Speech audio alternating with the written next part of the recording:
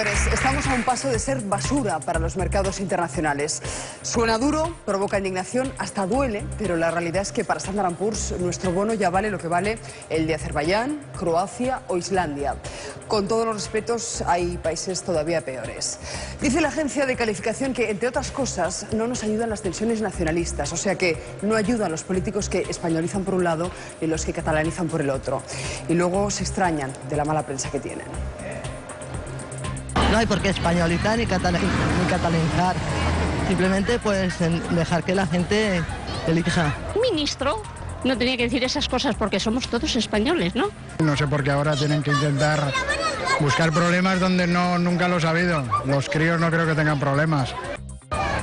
Hablaremos del ministro Wert. Sus palabras han sido aplaudidas por el PP y criticadas por el resto de partidos políticos catalanes. Saludo a José Mari Calleja, a Pilar Cernuda y a Francisco Reyero. Muy buenos días. Asunto clave para el debate y mucha munición hoy también para nuestro observatorio económico. Standard & Poor's, ya lo han escuchado, las previsiones del Fondo Monetario Internacional, el rescate, las pensiones. Enseguida le preguntaremos a David Taguas. Es jueves 11 de octubre. Se ha dado un paso importante en el caso de los niños robados. Roberto, cuéntanos. Susana, buenos días. El ministro Gallardón ha tomado una decisión que supone un espaldarazo a su causa. Se va a crear una gran base de datos pública a la que se va a poder acceder los afectados y además podrán realizarse las pruebas de ADN de manera gratuita. Así lo anunciaba. La aplicación informática que permite en tiempo real y sin perjuicio de una posterior comparecencia presencial registrar en uno de los ficheros creados con ese fin los datos necesarios para crear el censo de afectados. Pero hoy, sin duda, Susana, la lucha está en Plaza de Castilla. El juez Adolfo Carretero está muy cerca de aclarar el papel de Sor María Gómez Balbuena en toda la trama de robo de bebés que le venimos contando aquí en Espejo Público. Hoy es la última sesión de declaraciones. ¿Y a quién se va a interrogar? Cuca, buenos días, cuéntanos. Buenos días, pues muy pendiente, Roberto, sí, de la declaración de esos 6 médicos, como decías, los últimos de los 20 y tantos testigos, trabajadores vinculados con la Clínica Santa Cristina, a los que el juez del Juzgado de Instrucción 47 de Madrid, Adolfo Carretero, llamó a declarar desde mediados del pasado mes de septiembre. Muy importante, de nuevo, la declaración de hoy. Guillermo Peña, abogado de la acusación, nos comentaba que van a intentar confirmar con la declaración de estos doctores ese poder absoluto al que aludía Olga Fadón, otra de las facultativas que declaró ante el juez hace escasos días, y también a ver si aportan estos doctores algunos datos sobre esa zona privada donde María Luisa Torres al parecer estuvo aislada, un lugar de la clínica donde no había ni médicos ni enfermeras. En definitiva, conocer un poquito más sobre la potestad y las funciones de Sor María Gómez Balbuena en un día también muy importante para las víctimas por ese compromiso del ministro de Justicia, Ruiz Gallardón, para crear esa oficina donde se podrán cotejar los datos y también los datos de ADN que va a ayudar en la investigación de cada uno de los casos de niños robados. Hablaremos con las víctimas a lo largo de la mañana y, si os parece, desde aquí, desde Plaza de Castilla de Madrid, os lo iremos contando. Muy bien, Cuca. En la familia Ruiz Mateos continúa la lluvia de querellas. Ayer les dábamos todos los detalles del contencioso que mantiene Begoña Ruiz Mateos con sus hermanos por reclamo de capitales. José María Hijo intervino telefónicamente para contradecir a su hermana y a su cuñado, pero el capítulo de hoy nos reserva más sorpresas. Bueno, y ayer participamos en él, porque las declaraciones que hizo aquí José María Ruiz Mateos Jr. van a ser motivo de demanda de Antonio Biondini. Recuerden, marido de Begoña Ruiz Mateos.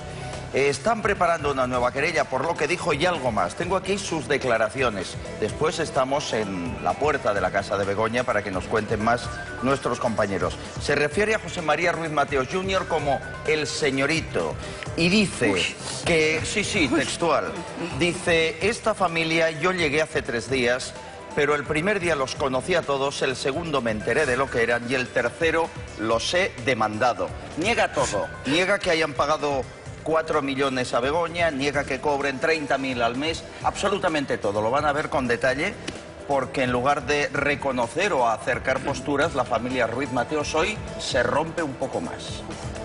Bueno, impresionante lo de esta familia, no deja de sorprendernos, porque, claro, ayer nos contaba por teléfono José María Ruiz Mateos Hijo, al que tú conoces muy bien, Pilar, que lo que ha pasado es que su padre ha dejado de darle dinero a Begoña y al resto de hijas, que les daba 30.000 euros mensuales. Entonces, una vez pues le ha cortado el crédito, Begoña ha decidido demandar, pero A su padre le ha dicho que no era ella, que era su marido, Biondini, que ella no tiene nada que ver con esa querella. Y él parece que se lo ha creído. No. Recuerda que aquí, hace un par de semanas, yo creo que estuvo aquí, ¿no? A través del teléfono, era la favorita de su padre, acompañaba a su padre a todas partes.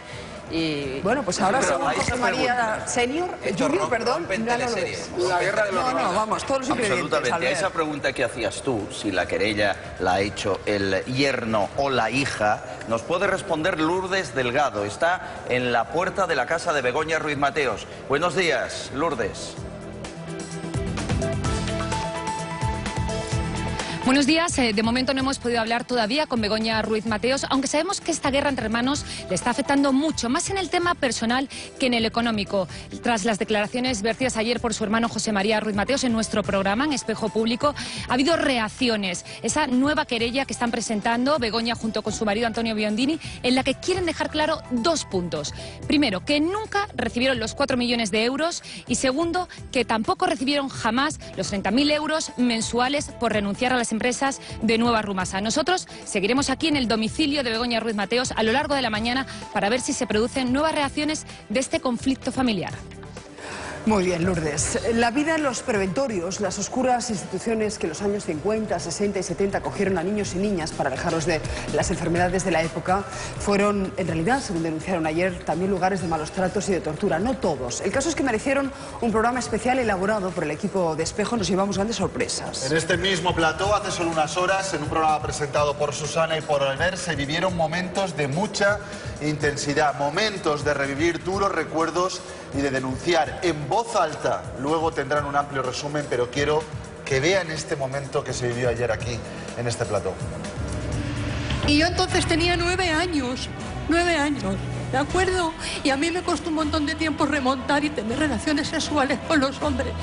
Y cuando yo me casé con mi marido, supo tener paciencia, porque yo veía a un hombre desnudo y me daba asco. Y era un capellán el que me iba a dar la comunión porque me obligó. Durísimo testimonio el que tuvisteis que escuchar, el que todos ustedes pudieron ver anoche, y esta mañana repasaremos con detalle un programa que realmente ha causado expectación y muchas reacciones, porque lo que se vio ayer aquí en este plato fue ayer aquí se denunció un abuso sexual, una posible violación. Debo decir que solo esta mujer lo hizo, ¿eh? El resto hablaban de malos tratos, algo que iba más allá de la disciplina de la época.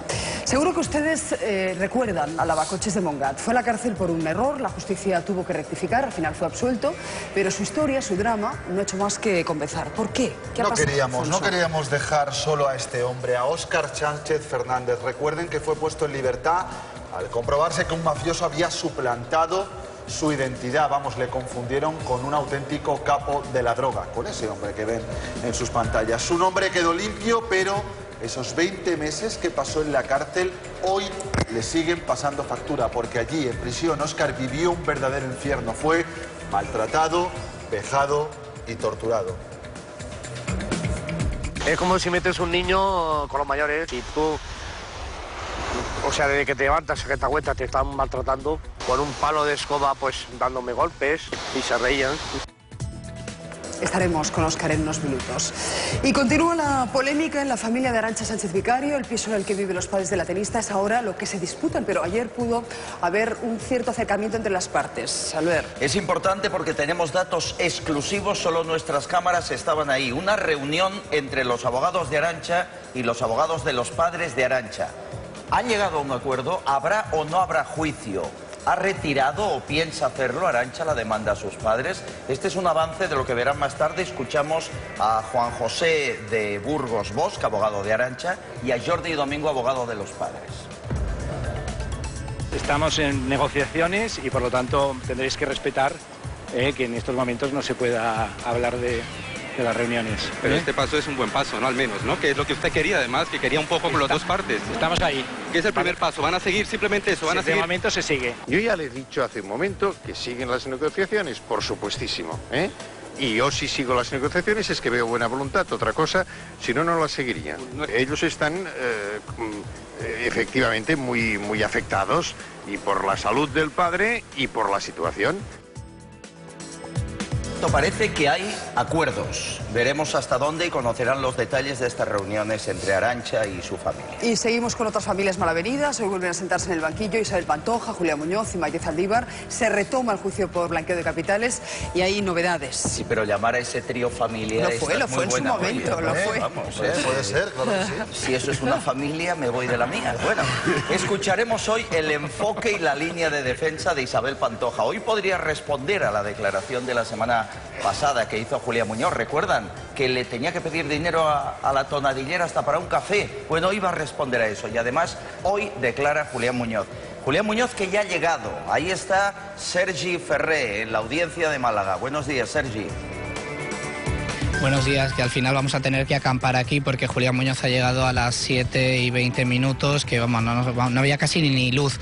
Pero Julián ha sido el primero en llegar, ha llegado, ya se decía, a las 7:20, después ha llegado Isabel Pantoja a las 8:20 y Maite Zaldívar lo hacía hace tan solo unos 10 minutos, sobre las 9 menos 5 aproximadamente.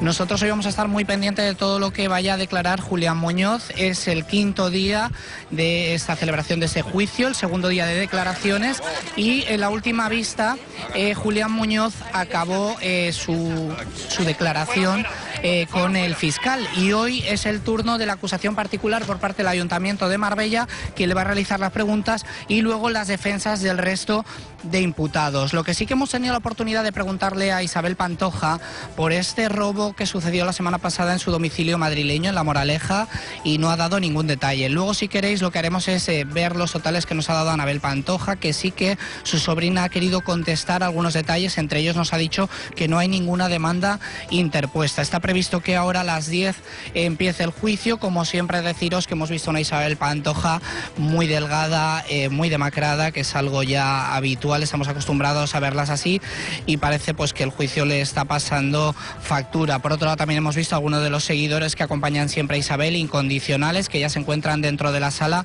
para estar como testigos durante esta vista.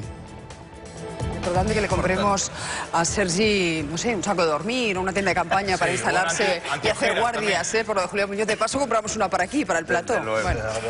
Permítanme la nota de humor, que el día viene muy duro. A un paso del bono basura, la agencia de calificación norteamericana Standard & Poor's rebaja la deuda de España a la triple B. Son 2 escalones de un golpe, lo que nos deja en una situación comprometida. Según sus previsiones, la economía española se contraerá un 1,8% en 2012 y un 1,4% en 2013. Es mucho más de lo que ha previsto el Gobierno y está en línea con lo que ya anticipa el Fondo Monetario Internacional. La agencia nos compara con países como Croacia, Islandia o Azerbaiyán. La razón, pues las tensiones entre el Gobierno y las autonomías. Esta sería una de ellas. Una fricción que, según Standard & Poor's, agrava la severa y profunda recesión económica que ya vive el país y que puede llevar a un incremento del descontento social.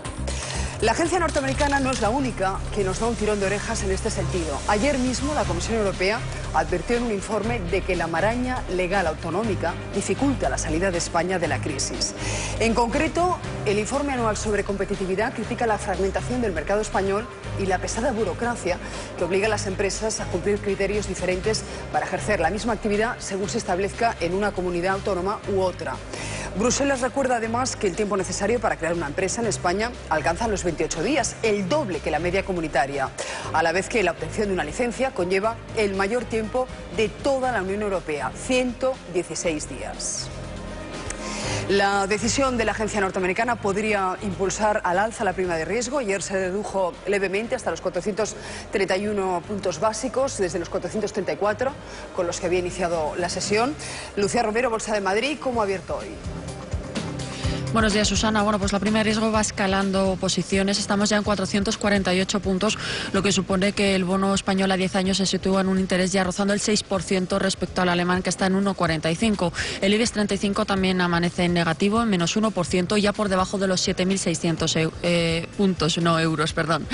El FMI estos días ha hecho público ese informe de previsiones económicas y por un lado nos ha dicho que no vamos a cumplir el objetivo de déficit ni este año ni el que viene, pero por otro lado ayer Cristina Christine Lagarde, la directora gerente, se mostraba partidaria de que a países como España, Portugal y Grecia se nos dé más tiempo para reducir ese déficit, porque considera que las reformas de austeridad tomadas son las correctas, pero esas reformas necesitan tiempo para surtir efectos, no funcionan a corto plazo. El FMI recuerda también que Europa es el epicentro de la crisis y que hay que hacer más y más rápido. Por otro lado, Mariano Rajoy se reunió ayer con su homólogo francés, con François Hollande, en París, y ambos lanzaron un mensaje unido al Eurogrupo y sobre todo a Alemania. Dijeron que tenían que cumplirse las decisiones que se tomaron en la reunión de junio, es decir, el pacto de crecimiento, aplicar el MEDE, el nuevo fondo de rescate, y sobre todo poner en marcha de una vez la unión bancaria. ¿Por qué a España le interesa tanto que se ponga en marcha la unión bancaria? Bueno, pues porque esa prometida ayuda a la banca de 100.000 millones de euros que el ministro de Guindos rebajó a 40.000 millones no computaría como deuda pública y, bueno, nos quitaríamos un gran peso de encima en la deuda pública. Escuchamos, si te parece, a los dos mandatarios. Europa adoptó, como ha dicho el presidente de la República Francesa, en un consejo que fue de los más importantes que se celebraron en muchos años, el Consejo Europeo del pasado mes de junio, una serie de decisiones. Y nosotros lo que queremos es algo tan elemental como que esas decisiones se cumplan. Allí se habló de muchas cosas y desde luego se habló de más unión bancaria, unión fiscal, unión monetaria, hasta de unión política. Se habló de recapitalización directa de bancos y nosotros queremos que eso se cumpla. Y en el próximo Consejo del mes de octubre, que tendrá lugar dentro de unos días, concretamente la semana que viene, España así lo va a demandar. Comparto plenamente el punto de vista del presidente del gobierno español. Apliquemos lo que ya hemos decidido. Estamos en una situación en la que no podemos pedirle a los Estados miembros que hagan esfuerzos y a nivel europeo no ser coherentes, pero al mismo tiempo queremos preservar la PAC y los fondos estructurales. Esta va a ser nuestra posición común en esa negociación. Saludo a David Taguas, economista y exdirector de la Oficina Económica del presidente Zapatero. Muy buenos días, señor Taguas. Bueno, el Fondo Monetario Internacional dibuja un panorama más que sombrío. Esta pasada noche también Standard & Poor's. ¿Nos tenemos que creer estas previsiones? Porque dijo el ministro de Guindos que no estaban escritas en bronce y que, por tanto, en fin, eran previsiones, solo eso. Bueno, yo creo que un poco la conclusión que tenemos que tener es que el gobierno ha sido quizá algo excesivamente optimista en sus previsiones para el año 2013 y esto es lo que ha puesto de manifiesto el fondo con su previsión de crecimiento del menos 1,3. Les recuerdo que no está lejos del consenso de analistas y de expertos sobre la economía española, que ha situado esa en un promedio del menos 1,5, por tanto... No me diga más, ¿usted se cree más el fondo que los presupuestos, para entendernos? Bueno, yo personalmente creo que estoy más cerca, sí, de la previsión del fondo que de la que el gobierno ha usado en los presupuestos. Pues sí. El Fondo Monetario Internacional dice más. Dice que si el gobierno tarda mucho en pedir el rescate, la prima de riesgo se podría disparar hasta los 750 puntos. ¿Por qué no pide el rescate el gobierno? Mire, el tema del rescate está siendo muy polémico. La verdad es que yo tampoco entiendo que haya, desde luego no hay ahora mismo razones de tipo económico para retrasar el rescate. Ya que estamos con noticias siempre negativas, yo creo que económicamente lo que cabe esperar del rescate es una subida del precio de los activos, que buena falta nos hace. Es decir, que tanto las acciones como los bonos tendrían, lógicamente, una subida que en parte, si quiere usted, está descontada, pero falta el tramo final, que puede ser importante.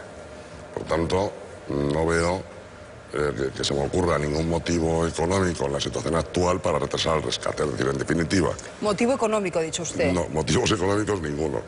Si puede haber los políticos, ese es un tema que yo no quiero valorar, pero me preocuparía que las instituciones internacionales pensaran que retrasamos el rescate por motivos políticos. Ya lo he dicho más de una vez. Creo que nuestra obligación es descartar eso, y la del gobierno también. Por tanto, si es que hay problemas técnicos con la forma final del rescate, deberíamos aclararlo, ¿vale? El presidente Rajoy dice que quiere conocer exactamente las condiciones. Mire, las condiciones exactamente ya las conocemos desde antes del verano. O sea que el problema, si usted quiere, está en otras cosas. No solamente el Fondo Monetario, como me preguntaba antes, tiene discrepa con el crecimiento, sino que discrepa, por ejemplo, con que se cumpla el objetivo de déficit este año. ¿Usted también? ¿Usted cree que no se va a cumplir el objetivo de déficit? Yo desearía que se cumpliera, pero me temo que los datos muestran que es muy probable que no se cumpla. Y creo que las cuentas del fondo están más o menos bien hechas. ¿Por qué? Porque a mí mismo lo que me da como más probable es el 7,3. Pero eso es un punto más de lo que tenemos... 7,3, de lo que tenemos cuentas. acordado.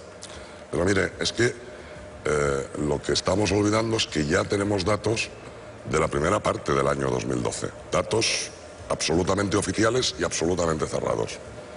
Déjeme que le diga que el déficit público, una vez que uno quita las ayudas a los bancos del gasto de 2011 y de 2012, sabe que cerró el año 2011 en el 9,0, en el 9 del PIB.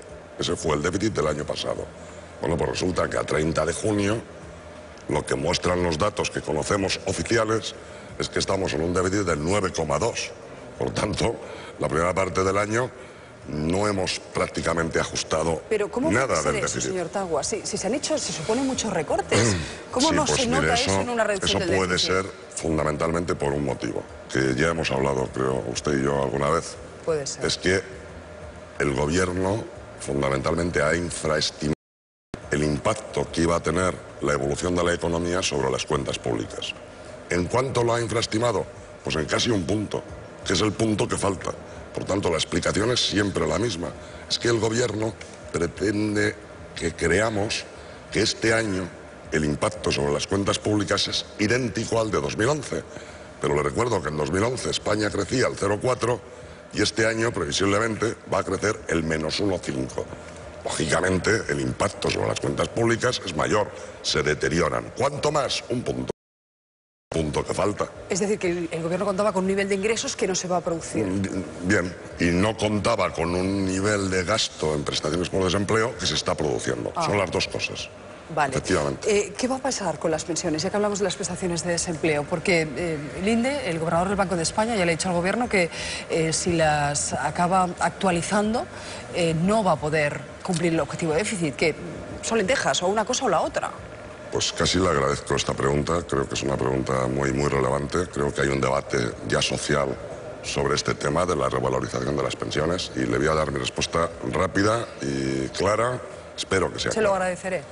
Uno, no se puede hacer la revalorización de las pensiones, no se puede hacer este año, no se puede hacer. O sea, les tenemos que decir a los pensionistas que se olviden. Que no se puede, ¿vale? Yo le voy a decir por qué creo que no se puede. Creo que son motivos suficientemente importantes. Primero, por lo que ya acabamos de hablar, las cuentas públicas no permiten ahora afrontar un gasto adicional de revalorizar las pensiones. Está bien claro. Sería una noticia muy negativa para la imagen de España en las instituciones y en los mercados financieros. Segundo, y más importante que este primero, no porque se vaya después. Mire usted, déjeme que le explique que ha habido una subida del IVA que ha entrado en vigor en septiembre. ¿Qué implica una subida del IVA? ¿Por qué se hace? Se hace para transferir renta de las familias al gobierno. Es decir, le hemos transferido renta para que pueda solucionar su problema de déficit. Esto está claro, ¿no? Por eso suben el IVA. Y todos tenemos que afrontar nuestro coste. Intentar ahora recuperar la pérdida de poder adquisitivo que supone esa subida del IVA no es equitativo. Porque si los pensionistas recuperaran ese poder adquisitivo que pierden como consecuencia de la subida del IVA, sería a costa de que los trabajadores tendrían que soportar su coste más el de los pensionistas, el de sus padres. Comprenderá que no estamos en una situación para, por tanto, afrontar una medida que sería poco equitativa. Le recuerdo, por matizar lo que acabo de decir, que sé que es importante pero difícil a lo mejor de entender, que el IVA aumenta la inflación. La aumenta. ¿Cuánto la puede aumentar? Vamos a simplificar en que fuera un punto. Es decir, sin IVA, la inflación en vez de estar en el 3,5 estaría en el 2,5. Bueno, pues al menos ese punto no se puede actualizar de pensiones, porque eso es consecuencia de la subida del IVA que también los pensionistas, como los trabajadores, tienen, como los parados, tienen que soportar. Y luego hay un tercer motivo que está relacionado con este, y es que un gobierno que va a afrontar una economía que va a tener 6 millones de desempleados pronto, por desgracia, que no rebaja las cotizaciones sociales para facilitar el empleo de los jóvenes, que ahora suba las pensiones, bueno, sería un gesto casi, no sé cómo decirlo, no ya que rompa la equidad, es que insulta la inteligencia de la gente. Es decir, pero esto Mariano es Rajoy sí lo ha dicho que esa era su prioridad, imposible de llevar las a cabo. pensiones, que había una línea roja y era la de los pensionistas, que ya cobraban demasiado poco de pensión como para encima cargarles. Y de España no se puede permitir el lujo de revalorizar las pensiones y luego de subir las pensiones al año que viene y luego pretender que los políticos europeos defiendan en sus parlamentos nacionales que a lo mejor tienen las pensiones congeladas, que van a ayudar al gobierno español a salir de esto, que está subiendo las pensiones a sus ciudadanos. Yo creo que es que hay cosas que son de sentido común y que no tienen nada que ver con la política, sino con el sentido común de todos. Hay otro dato que arroja el Fondo Monetario Internacional y que usted cree que es muy relevante, la fuga de capitales. Bueno, es que esto es... ¿Cómo evitamos mire, todo eso? esto que hemos dicho del PIB, todo esto, no sé cómo le sonará a mucha gente, porque dirá, bueno, ¿qué más da que sea el menos 1,5 que el menos 1,3, ¿no? O el menos 1. Pero la salida de capitales es el problema. Ese es el problema de Europa y en particular de España. Ya lo hemos hablado otras veces. ¿Qué es lo que caracteriza? ¿Por qué hay un problema con esto del euro, en la zona del euro? Pues muy fácil, porque los capitales se van de la periferia al centro. Ya lo hemos hablado otras veces. ¿Y esto por qué ocurre? Pues porque la gente tiene incertidumbre respecto a que el euro vaya a sobrevivir y creen que su ahorro estará más resguardado en Alemania que no en Italia o en España o en Portugal. Esa salida de capitales es la que desestabiliza a la zona euro. Como sale de España o de Italia, venden activos en España y en Italia que caen de precio y entran a Alemania y compra activos allí que suben de precio. Y los activos alemanes no hacen más que subir y los activos españoles no hacen más que bajar. Eso es lo que explica la prima de riesgo, de la que tanto hablamos, es eso. Por tanto, ¿qué tiene que hacer el gobierno? ¿Cuál es la prioridad número 1? Frenar la salida de capital, porque mientras no frene la salida de capital, es imposible parar este problema. ¿Y cómo se frena la salida de capital? Pues desincentivándola, al menos. Le recuerdo que en los últimos años, en los últimos 2 años y medio, no hemos hecho más que buscar excusas para penalizar el ahorro, para aumentar la fiscalidad del ahorro. Todavía en el proyecto de presupuestos que se ha presentado hace poco, se vuelve a gravar al tipo marginal del IRPF lo que llaman las plusvalías. Las plusvalías no son más que los incrementos de patrimonio. Y usted es muy crítico con ese impuesto, con el impuesto de patrimonio y también con la subida del IRPF. Es que el impuesto sobre el patrimonio en 2000... grabar el ahorro. Susana, es que en 2012 el impuesto sobre el patrimonio no existe más que en países como este. Es decir, es que eso es un impuesto absolutamente expropiatorio y un impuesto absurdo. Y lo sabe todo el mundo, en todo el mundo. No queda más que en España y en Francia. ¿Y por qué lo mantenemos? Por pura demagogia. Si además no recauda nada. Si es que hemos repuesto el impuesto sobre el patrimonio para que teóricamente, que ya lo dije hace un año, recaude como máximo 500 millones de euros. No sé, es que usted me contará en un país del que han salido en el último año 3.000 millones de euros, que es el 27% del PIB, si estamos aquí para estas bobadas. Pues Señor Taguas, le quiero hacer otra pregunta relacionada con lo de Standard & Poor's y la Comisión Europea. Dice que la maraña autonómica agrava la recesión económica en España. ¿Usted está de acuerdo? Vamos a hablar ahora de las tensiones nacionales. Lo que yo creo que Standard & Poor's, y también me preocupa lo que he leído, ¿no? Efectivamente, añade incertidumbre a algo que ya tiene muchas incertidumbres, que es todo lo que usted me ha planteado en estos minutos, más alguna cosa que nos habíamos dejado. Encima le añadimos, pues, el lío autonómico, que es lo que nos faltaba en este país. Hombre, yo creo que los políticos es que se están pasando. Yo creo que se están pasando. Pero ¿cómo podemos discutir ahora como si esto fuera el problema de España? Yo creo que el problema de España es fundamentalmente que vamos a tener, por desgracia, 6 millones de personas en el desempleo. Y que en esa situación no somos capaces de corregir las cuentas públicas y no somos capaces de frenar la salida de capital. Pero no sé si es que en Cataluña tienen otra situación distinta. Que yo sepa, es parecida a esta. Por tanto, es la hora de... ¿Hay algún dato positivo en el escenario, en el horizonte? Algo que, no sé, nos permita acabar esta entrevista con...